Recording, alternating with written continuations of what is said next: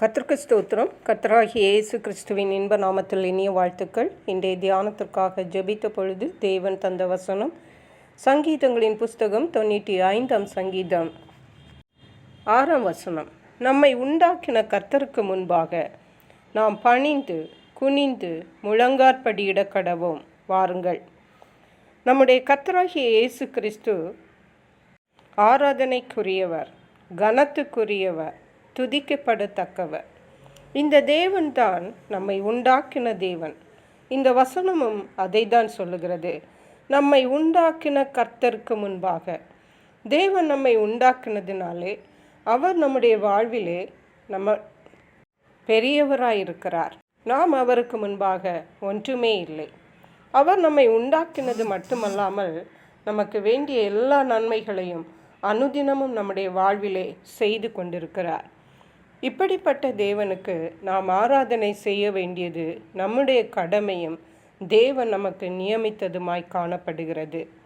தேவனுக்கு ஆராதனை செய்யும் பொழுது நம்மை உண்டாக்கின கர்த்தருக்கு முன்பாக நாம் பணிந்து, முதலாவதாக நாம் நம்மை தாழ்த்தி பணிந்து குனிந்து முழங்காற்படியிட்டு கர்த்தரை ஆராதிக்க வேண்டும் என்று சொல்லப்பட்டிருக்கிறது. எவ்வளவு பெரிய ஒரு தாழ்மையை தேவன் நம்மில் எதிர்பார்க்கிறார். நாம் தேவனை பார்க்கிறதற்கு கூட தகுதியற்றவர்கள். இஸ்ரவேல் ஜனங்கள் தேவனை பார்க்க முடியவில்லை. மலையிலே தேவன் இறங்கின பொழுது அவர்களாலே தேவனை பார்க்க முடியவில்லை. அவ்வளவு பயங்கரமான தேவன் நம்முடைய தேவன். அந்த தேவனைத்தான் நாம் ஆராதிக்கிறோம். ஒருவேளை நாம் நினைக்கலாம், மனுஷ ரூபமாக வந்த இயேசுவை நம்முடைய கற்பனைகளை வைத்திருக்கலாம். அது அல்ல நம்முடைய தேவன். நம்முடைய தேவன் கற்பனைகளுக்கும் நம்முடைய ஞானத்திற்கும் நம்முடைய எண்ணங்களுக்கும் மிகுந்தவர், அப்பாற்பட்டவர். ஹல்லேலூயா. இந்த பெரிய தேவனை நாம் ஆராதிக்கும் பொழுது மிகவும் தாழ்மையாய் நம்மை தாழ்த்தி பணிந்து குனிந்து முழங்காற்படியிட்டு தேவனை ஆராதிக்க வேண்டும். அடுத்த வசனம் சொல்லுகிறது, அவர் நம்முடைய தேவன், நாம் அவருடைய மேய்ச்சலின் ஜனங்களும் அவர் கைக்குள்ளான ஆடுகளுமாமே. ஆகவே தான் நாம் தேவனுக்கு முன்பாக நம்மை தாழ்த்தி முழங்காற்படியிட்டு நாம் ஆராதிக்க வேண்டும் என்று இங்கே சொல்லப்பட்டிருக்கிறது. ஒரு மேய்ப்பன் தன் ஆடுகளை எப்படி பார்க்கிறார்? ஒரு ஆடு தன் மேய்ப்பனிடத்தில் எப்படி நடந்து கொள்ளுகிறது?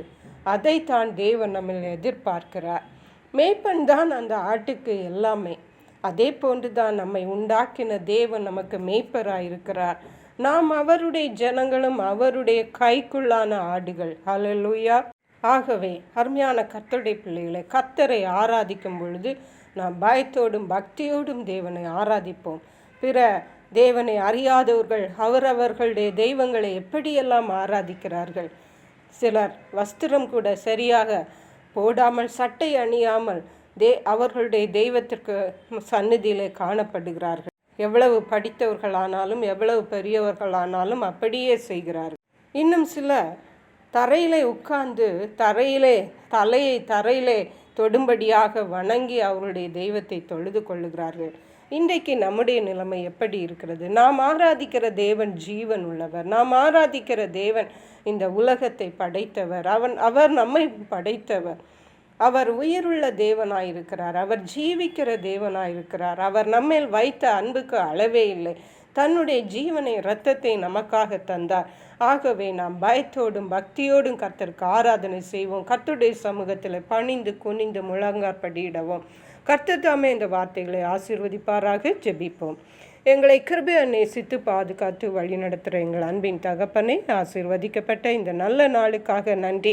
இந்த ஓய்வு நாளிலும் நாங்கள் கர்த்தருடைய சமூகத்தில் வந்து முழங்காற்படியிட்டு பணிந்து குனிந்து கர்த்தரை தொழுது கொள்ள வேண்டிய கிருபைகளை எங்களுக்கு தாருங்க. நன்றி பரிசுத்த ஆவியானவரே.